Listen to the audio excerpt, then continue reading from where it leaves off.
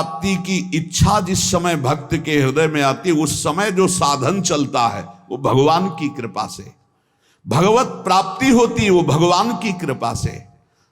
इसलिए साधक में कभी अहंकार नहीं आता जो कृपा पात्र होता है। जैसे भगवान ने कृपा की, गुरु की शरण करवाई, तो भगवान कह रहे तद्विद्य प्रणिपातेन परिप्रश्नेन सेवया उपदेक्षन्ति ते ज्ञानम ज्ञानिनस तत्वदर्शिना। अपने गुरुदेव के समीप जाओ, साष्टांग दंडवत करो, भली भांति सेवा करो, सेवक की भांति होकर निष्कपट भाव से फिर प्रश्न करो, तब वो तुम्हें जो ज्ञान देंगे तुम्हारे हृदय में वो तत्व ज्ञान प्रकाशित हो जाएगा। श्रुति भगवती कहती है उत्तिष्ठ जागृत प्राप्य वरान निबोधत क्षुरस्य धारा निशिता दुरत्यया दुर्गम पथस्तत् कवयो वदंती।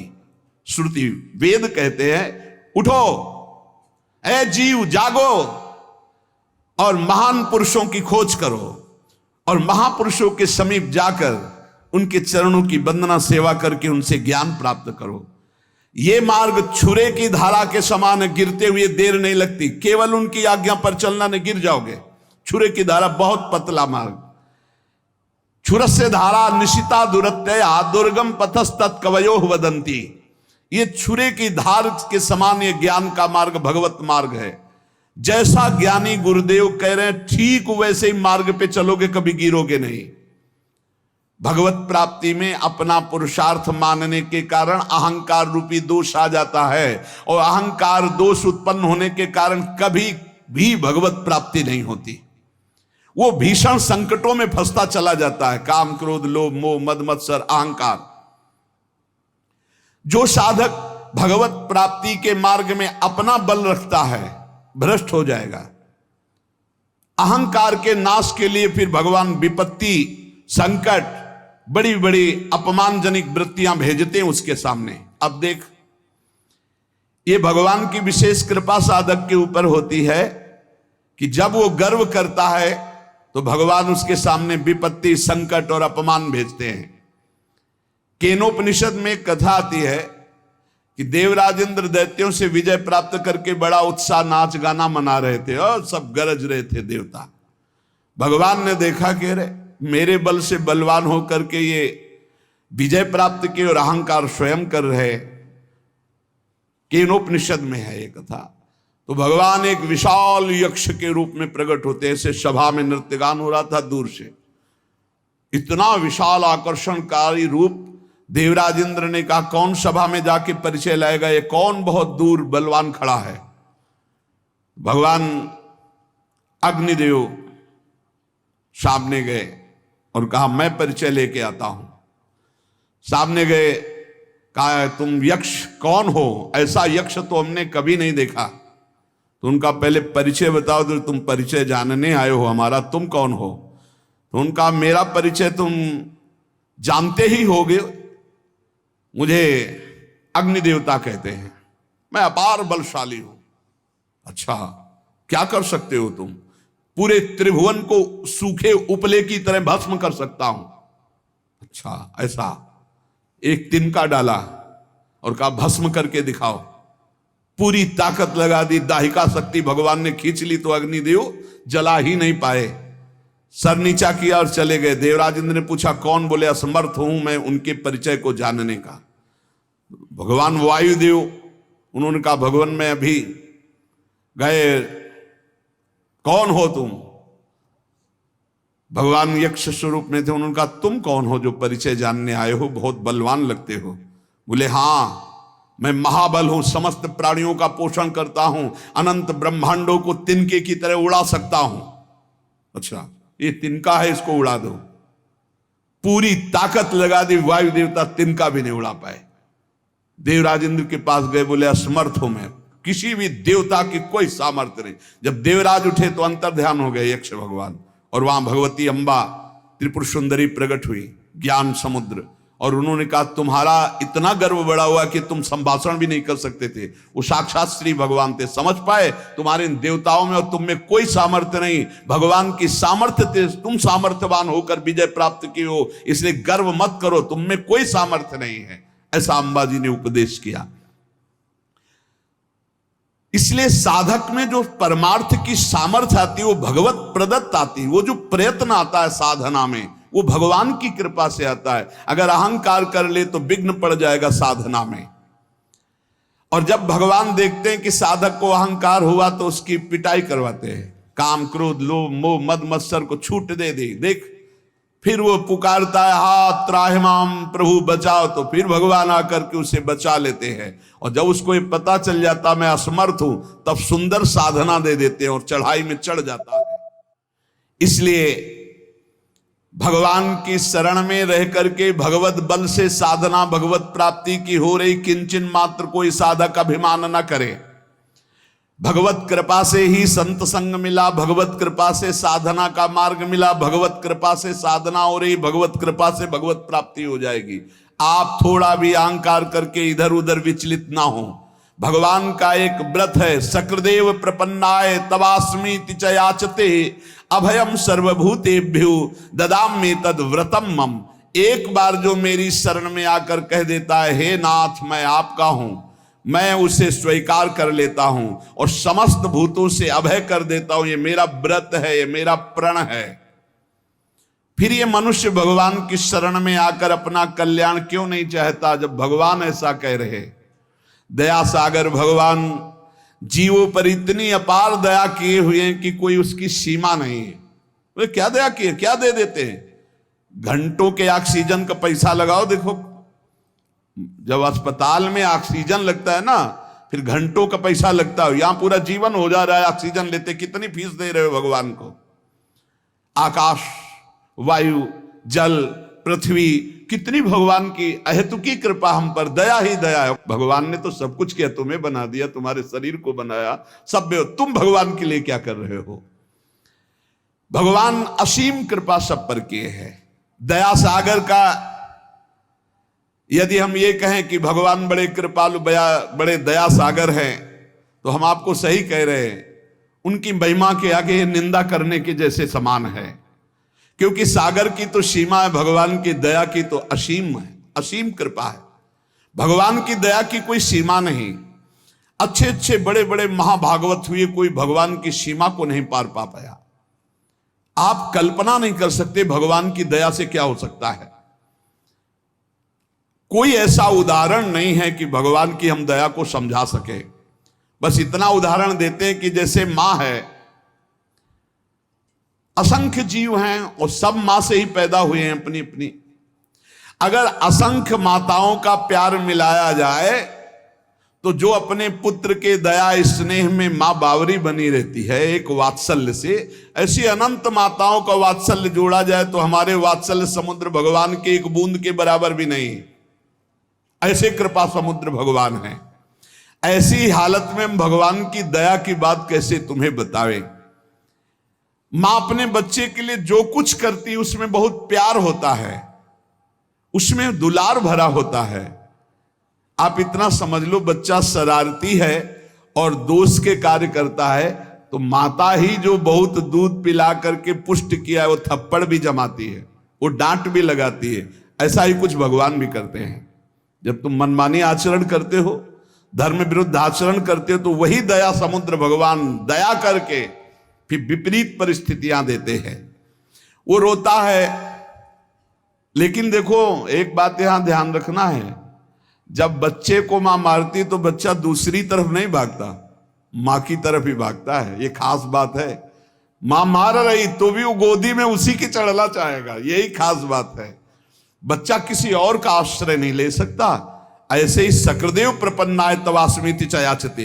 कैसी भी परिस्थिति दुख की हो, भक्त को भगवान को ही पुकारना चाहिए। परिस्थिति तभी आती है जब अहंकार कोई न कोई, किसी तरह का अहंकार, तभी विपरीत परिस्थिति आती है। अगर कोई उससे कहे कि देखा ना मामा कहता था, पीटा ना तेरी मां ने, अब तू कहां जाएगा, तो मामा ही कहेगा, मां की तरफ ही भागेगा। ऐसे ही हमें हरि हरि पुकारना है, हरि की तरफ ही चलना चाहिए जितनी विपत्ति आ जाए। इस बात पर बहुत ध्यान देना चाहिए। और जब वो मां पीट लेती है और बच्चा दौड़कर मां की तरफ जाता है तो हृदय से लगाती, आंसू पोंछती, कहती बहुत आज पीटा ना, देखो तू क्यों उपद्रव करता, मैं नहीं चाहती तुझे पीटना पर तू उपद्रव करता है, मुझे पीटना पड़ता। ऐसे हरि फिर दुलार करते हैं, ऐसे हरि आंसू पोंछते हैं किसी न किसी रूप में आकर के। भगवान स्वयं साधक को अध्यात्म की ऊंचाई पर चढ़ाने के लिए छोड़ देते हैं। चलो, जैसे अपने छोटे से बच्चे को जब मां चलना सिखाती है, पहले पकड़ के फिर छोड़ देती है, चलो। वो लड़खड़ाता है तो पकड़ लेती है, पर वो चढ़ाती है। बच्चे को चलना भी वही सिखाती है और मालिश भी वही तेल की करती है, पैरों को पुष्ट भी वही कर, पूरा का पूरा कार्य भगवान कर रहे हैं। पकड़ के सत्संग में लाना, सिखाना, चलाना, अध्यात्म की ऊंचाई तक सब कुछ भगवान कर रहे हैं। जैसे वो मां बच्चे को ऐसे चलाती है, ऐसे श्री भगवान चला रहे हैं। मां का प्यार बच्चा भूल सकता है, लेकिन मां का प्यार सदैव बच्चे के प्रति बढ़ता जाता है। मां स्वार्थी भी हो सकती है क्योंकि माया जनित उसका प्यार है। भगवान का मायातीत प्यार है, वो हर स्थिति में बढ़ता रहता है। इसलिए इस राष्ट्र को जानने वाला पुरुष भगवान की दया और करुणा पर विश्वास करके अन्य आश्रय कभी नहीं लेता। एक वचन आता है कि राम सिंधु घन सज्जन धीरा, चंदन तरु हरि संत समीरा, मोरे मन प्रभुवश विश्वासा, राम ते अधिक राम कर दासा। भगवान समुद्र हैं तो संत मेघ हैं, भगवान चंदन है तो संत पवन है, वायु है। इसलिए मेरे मन में ऐसा विश्वास आता है कि भगवान से बढ़कर भगवान के भक्त जन हैं। समुद्र जल से परिपूर्ण है, परंतु वो जल किसी काम में नहीं आता, ना कोई उसे पीता है, ना वो खेती सींचने के काम में आता है। लेकिन जब बादल बनकर के बरसता है तो मोर, पपीहा, खेती, पूरे जगत को आनंद की लहर बरसाता है। इसी प्रकार परमात्मा सच्चिदानंद घन समुद्र है, लेकिन संत जन बादल बन करके उसी समुद्र से, उसी आनंद से आनंद लेकर बरसाते हैं। तभी सबके हृदय में क्षमता, शांति, प्रेम, जितेंद्रियता, बुद्धिमत्ता ये सब बढ़ने लगती है। साधक रूपी मोर, पपीहा ये सब आनंदित हो उठते हैं जब संत रूपी मेघ गरजते और बरसते हैं। उनकी गर्जना, उनकी वर्षा आनंद सिंधु भगवान की वर्षा है। आनंद सिंधु समुद्र से आनंद लेकर वर्षा करना है। जैसे चंदन में सुगंध होती है, परंतु वायु स्पर्श न करे तो बगल के वृक्ष तक नहीं पहुंच सकती, और वायु स्पर्श करती तो दूर दूर के नीम बबूल भी चंदन की तरह सुगंधित हो जाते हैं। ऐसे ही संत जन, भक्त जन, भगवान है चंदन और ये है वायु। ये दूर दूर तक नीम बबूल जैसे स्वभाव वाले दुष्ट जन भी संत वाणी के द्वारा अपने जीवन का परिवर्तन करके महात्मा बन गए, संत बन गए। हिंसक, चोर, बेविचारी ये उनकी वाणी के प्रभाव से भगवदानंद का अनुभव करने वाले ब्रह्म ऋषि महात्मा बन गए। संतों की भगवान से ज्यादा बड़ी कृपा होती है। संतों में कभी द्वेष नहीं होता। उनका हृदय ऐसा होता है कि दूसरे को जरा भी दुख के समीप जाते हुए देखकर उनका हृदय कांप उठता है। हे क्यों जा, अच्छा उसको लग रहा है मैं बहुत अच्छे मार्ग में जा रहा हूं, उनको लग रहा है दुख में फंसने जा रहा है। इसलिए संतों की बात कभी कभी कड़वी लगती है। नारद सिख जे सुने नर नारी, और अवश्य भवंतज होए भिखारी। देखो, मां चाहेगी बेटा खाए पिए खूब सोए, पिता चाहेगा इतना वैभव एकत्रित कर दूं किसी का कभी कोई जरूरत, और गुरु चाहेगा कि किसी काम का न रह जाए, न इसे नींद आवे, न इसका पेट भरे, न इसके पास धन का बल हो, न इसके पास जन का बल हो। एक बल हो महाबल, केवल भगवान का। बहुत अंतर है, बहुत अंतर है संसार के और गुरुदेव के प्यार में, बहुत अंतर है। वो संसार की हर कट करके एकमात्र भगवान का सहारा, और संसारी जन हर कट करके भगवान के मार्ग से केवल संसार का सहारा। जमीन है, रुपया है, बैंक बैलेंस है, रिश्तेदार है, नातेदार है, खूब मौत से खाएगा, मौत से खाएगा नहीं, काल खाएगा। काल जैसी तरिवंश प्रपंच बंच सवे काल ब्याल को खायो, या जे जान श्याम श्यामा पद कमल संग शिरनायो। भगवान की दया में साधक में कायरता नहीं आ जाती, ध्यान रखना। अब सब भगवान की दया से हो जाएगा ऐसा नहीं, वो कायर नहीं होता, वो बहुत ही कार्य प्रवीण होता है। जो गुरुजनों ने सेवा, जो भजन, जो उसमें लगा है, पर भरोसा भगवान की कृपा का है कि भगवान की कृपा से नाम जप हो रहा है, भगवान की कृपा से वृंदावन वास हो रहा है, भगवत कृपा से संत समागम, भगवत कृपा से हमसे साधन भजन बन रहा है। कितनी भी बुराई क्यों न हो संत महापुरुष की, वो उसका कल्याण ही चाहेंगे। ये संतों का, कितनी भी बुराई क्यों न कर लो, तुम ही कर लो, वो कभी बदला लेने की इच्छा नहीं कर सकते। आप उनका अपमान भी कर दो, वो तुम्हारा हित ही करेंगे। वो तुम्हें दुर्गुण दुराचार से, माया से हटा करके भगवान में ही तन्मय करेंगे, तभी। ये ड्यूटी है। हरई शिष्य धन शोक न हरई, सो गुरु घोर नरक मा पर। तुम तो जहां जाओगे जाओगे, तुम्हारी जिम्मेवारी हुई, उनको भी जाना पड़ेगा। हरई शिष्य धन शोक न हरई, सो गुरु घोर नरक मा परई। गुरु शिष्य अंध बधिर कर लेखा, एक न सुनई एक ने। गुरु देख नहीं रहे कैसे चल रहा, और शिष्य सुन नहीं रहे कि गुरु कह क्या रहे। भगवान और भगवान के संत करुणा के भंडार है। हम संसार में गोते खा रहे हैं, वो अपने दर्शन से, स्पर्श से, चिंतन से, उपदेश से सबको माया प्रपंच से हटा हटा कर श्री भगवान में लगाते हैं। लोगों को पवित्र करने वाले जहां प्रकट होते हैं संत जन, वो भूमि पावन होती है, वो कुल पावन होता है, वो देश पावन होता है। जिसका चित्त अपार संबित सुख सागर परब्रह्म में लगा है, वो जहां बैठता है वहां पावनता का प्रचार प्रसार होता है। युधिष्ठिर जी महाराज विदुर जी से कहते हैं कि भवद्विधा भागवतास तीर्थ भूता स्वयं विभु, तीर्थी कुर्वन्ति तीर्थानि स्वांतास्थेन गदाभृत। हे स्वामी, हे विदुर जी, आप सरीखे भगवत भक्त महात्मा जो निरंतर भगवान के चिंतन में डूबे हैं, तीर्थ रूप होते हैं। पापियों के द्वारा स्पर्श करने से तीर्थ भी मलिन हो जाते हैं, और आप जैसे भगवत स्मरण करने वाले महात्मा जब तीर्थों में अवगाहन करते हैं तो तीर्थ निष्पाप हो जाते हैं। तीर्थी कुर्वन्ति तीर्थानि स्वांतास्थेन गदाभृता। तो ऐसे संतों का, ऐसे दयालु भगवत भक्तों का संग मिल जाए तो उनको गाली भी दे, उनका अहित भी करे, तो भी वो उसका कल्याण करके ही छोड़ेंगे। जैसे किसी का ऑपरेशन करना हो, अब हाथ पैर बांध दिए जाओ, खूब गाली दे तो डॉक्टर उससे थोड़ी परेशान होता है। अब वो तो चीरा लगा के छोड़ेगा, तुम चाहे गाली दो चाहे जितना चिल्को। ऐसे ही ममता मोह आसक्ति के फोड़ा हैं, इनका ऑपरेशन होना है, बहुत चीख मचती है, बहुत चीख मचती है। कितने तो मैं बंधन तोड़ा करके ऑपरेशन थिएटर से भाग जाते हैं, और अगर चैन से आप उनकी आज्ञा का पालन करो तो फोड़ा बैठ भी जाएगा, ऑपरेशन की जरूरत नहीं पड़ेगी। बड़े कृपालु हैं। लेकिन अगर आप उनकी आज्ञा का पालन नहीं करोगे, फोड़ा बढ़ जाएगा, फिर ऑपरेशन होगा। ये दुष्ट स्वभाव वाले जो लोग होते हैं, ये कुल्हाड़ी की तरह होते हैं, और जो संतजन होते हैं चंदन की तरह। तो कुल्हाड़ी काटती है तो कुल्हाड़ी को भी सुंदर वो सुगंध देते हैं। चंदन में जब कुल्हाड़ी, तो उसको भी शीतलता और सुगंध देते हैं। लेकिन वो चंदन कटने के बाद भी देवताओं के सिर पर चढ़ता है, और कुल्हाड़ को आग में रख के उसका मुंह घन से कुचला जाता है। अगर दुष्ट लोग दुष्टता करते तो संत जन अपना स्वभाव उन्हें प्रदान करते। तुम्हारा मंगल हो, तुम्हारे ऊपर भगवान की कृपा बरसे, तुम्हारी बुद्धि शुद्ध हो।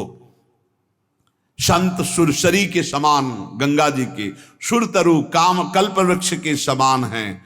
अगर हम संतों का सेवन करें तो हमारी असत वासनाएं नष्ट होकर भगवान की प्राप्ति निश्चित करा दे। श्रद्धा प्रेम करने वालों का कल्याण होते देखा है, तो मुझे आपकी इस बात पर विश्वास नहीं हो रहा है कि संत समान भाव के होते हैं। जो संतों पर श्रद्धा और विश्वास करता है उसी का कल्याण होता है। और आप कहते हैं संत समान भाव से सबका कल्याण करते हैं। मुझे इस बात पर दोष दिखाई दे रहा है। प्रश्नकर्ता तो यहां उत्तर दे रहे हैं कि श्रद्धा और प्रेम की कमी के कारण यद्यपि संतों की सब पर बराबर कृपा होती है, पर जिसके श्रद्धा और विश्वास की कमी होती है तो वो दोष ही देख पाता है, संतों पर गुण दर्शन नहीं कर पाता।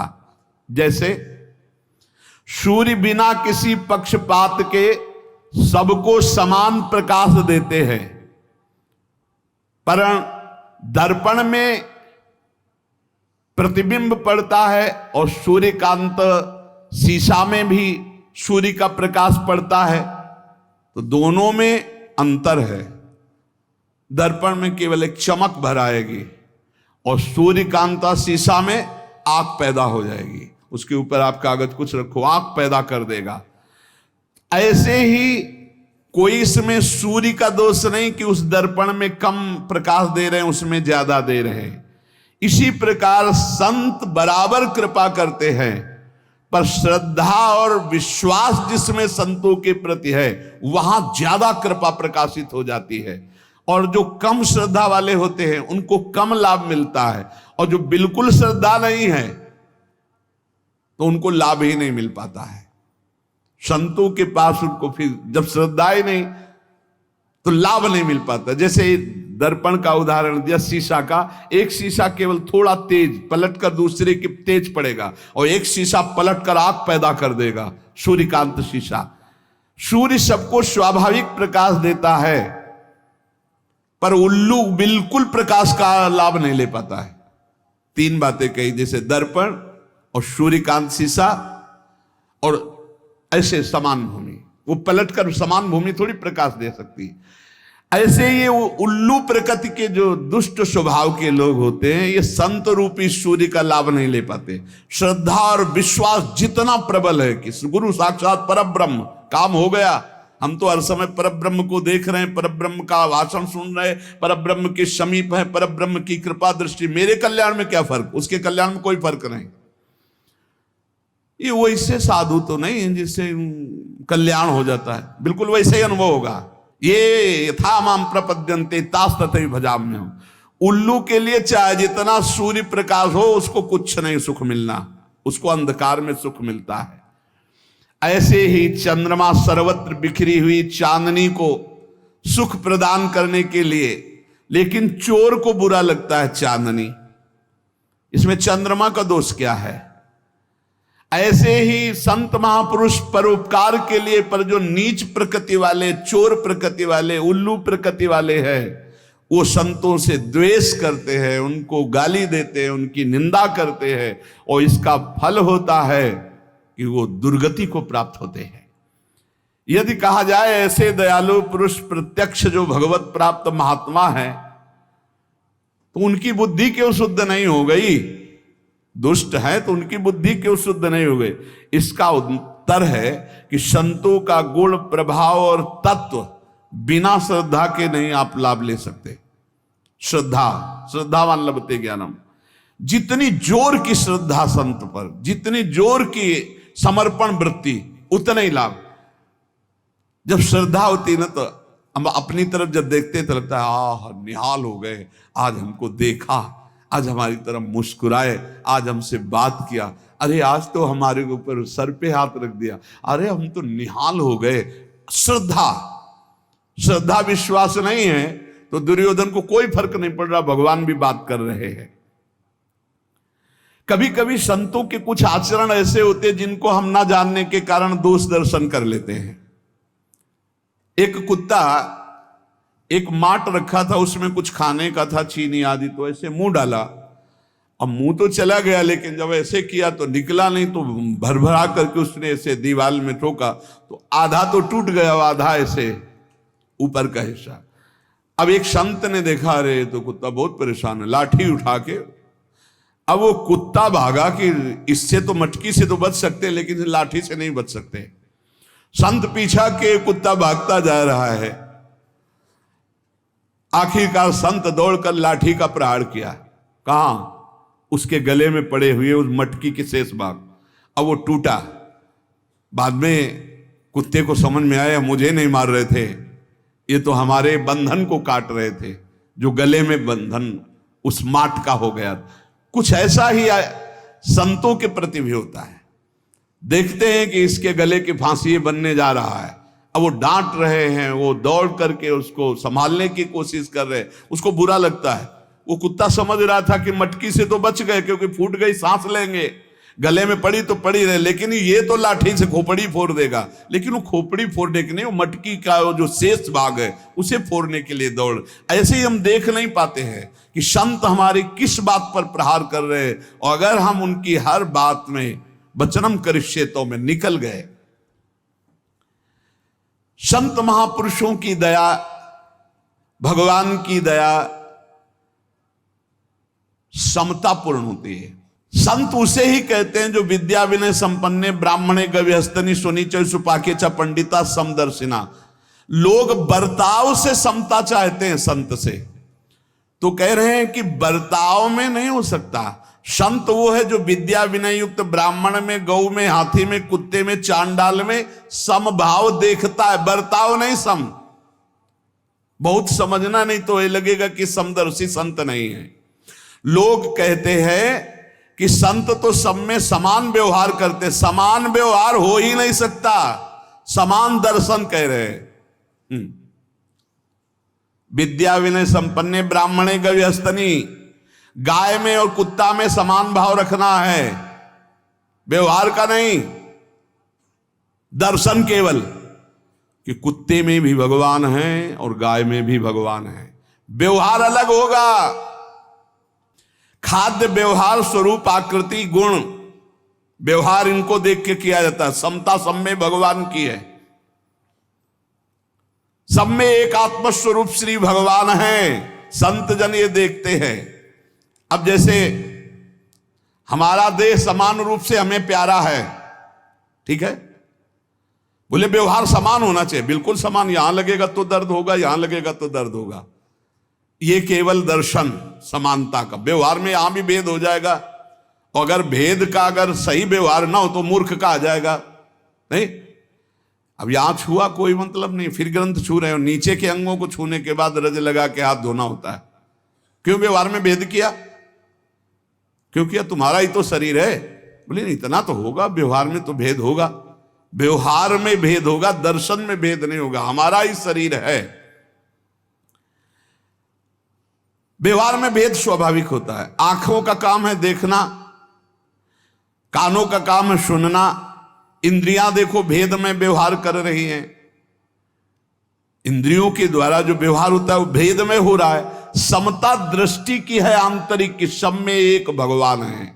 जैसे शास्त्रीय विषमता सिद्ध पुरुषों में भी पाई जाती है, परमार्थ के पथिक को यह विषमता धारण करनी पड़ेगी। व्यवहार में विषमता और दृष्टि में समता। कैसे? बोले माता, बहन, पत्नी, तीनों स्त्री शरीर है, पर व्यवहार तीनों से बिल्कुल अलग अलग होना है। व्यवहार में समता और दर्शन में तीनों शरीरों में एक ही परमात्मा विराजमान है।